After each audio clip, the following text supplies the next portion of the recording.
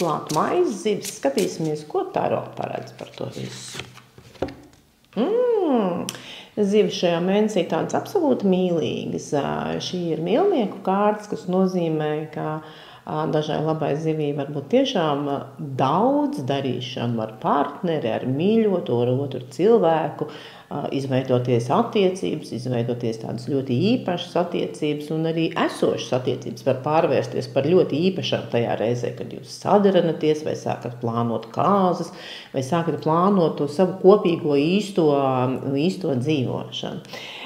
Šai kārtī, protams, ir vēl viena nozīme, un tas ir arī dažai labai zivī jāzina. Šeit ir izvēle, īstā, pareizā izvēle. Šajā mēnesī kādai no zivs zīmē dzimušajiem personai var būt priekšā nopietna izvēle. Tad, ja tāda jums ir, tad noteikti iedziļinieties tajā, saprotiet, kas tā ir pa izvēli, viņa ir nopietna, un viņa nesīs arī tālākajošas sekas. Izdariet šo izvēli tā kā no sirds, tā kā jums šķiet patiešām godīgi un labi. Darbs. Ko darbs nesīs zivīm? Darbā būs jautri. Darbā būs kaut kādas ballītes, sanākšanas, tusiņi, plānošana, kas visu laiku veidojas tādā neformālā gaisotnē. Diezgan viegli vienoties ar apkārtējiem cilvēkiem, pārējie kolēģi vai darbiedri jūs labi saprot, jūs esat uz viena viļņa, sevišķi tajā gadījumā jums ir radošs darbs, jums ir ļoti daudz klientu, jums ir pieraksts pilns, jums visu laiku zvanā, jūs uzaicina, dod jums darbu, jūs tādi arī tādus mazus, nelielus gabaldarbiņus, tie varbūt arī kaut kādi pasākumi darba jomā, kur jūs vienkārši piedaloties, varat iegūt atkal papildus dažādus projektus, darbus, kolēģus, intereses, kontaktus, jebko. Diezgan tādā sabiedrisks mēnesis sāk veidoties, sākot ar izvēlēm un partneriem un kolēģiem un visām šīm te brīnišķīgām iespējām. Ko tad ģimenes dzīve? Ģimenes dzīve tātad laulātajiem varētu nozīmēt ceļojumu, ieguldīt naudu ceļojumā vai ceļot vai braukt jau, darboties.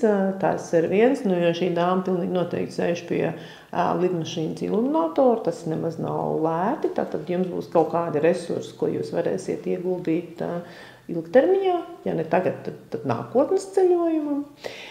Vēl viena daļa no zivīm būs stipri saistīti ar saviem dārza darbiem, ar savu māju, ar apkopšanu, ar zemi, ar ieguldīšanu uz zemē, tātad augi, melnzeme un jauni, pļaujam rīki, dārza darba rīki, tas varētu būt jūsu darbu sarakstā, kas faktiski veidos jūsu partnerību vislabāk. Tātad jūs būsiet kopā, jūs būsiet svaigā gaisā, jūs atbalstīsiet viens otru, un tieši to es arī iesaku. Tātad divas varianti. Vai nu jūs dodaties ceļojumā un sākat plānot, kas arī ir ļoti tā kā ģimeni vienojošs efekts, ka mēs jau sākam plānot, mēs jau brauksim rudenī. Ja?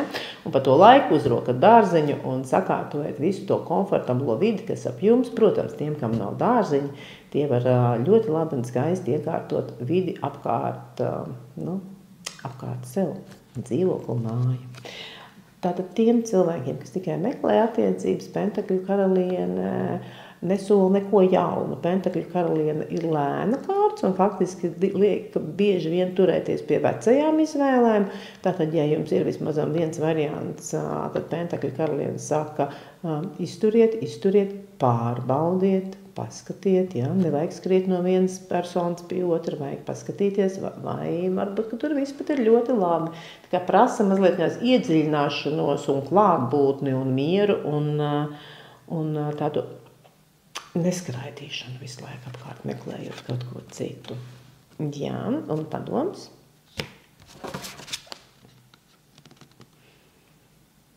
Astoņi kausi. Atvēliet laiku sev. Mēs dzirdējam, ka būs ļoti ar cilvēkiem piepildīts mēnesis. Atvēliet laiku sev, sevis izzināšanai, sevis izprašanai, jo nevienam citam kā jums tas nav vajadzīgs tik ļoti. Ja? Laiku sev. Ieplānojiet laiku sev. Paldies, paldies mīļās zivis un tiekamies atkal.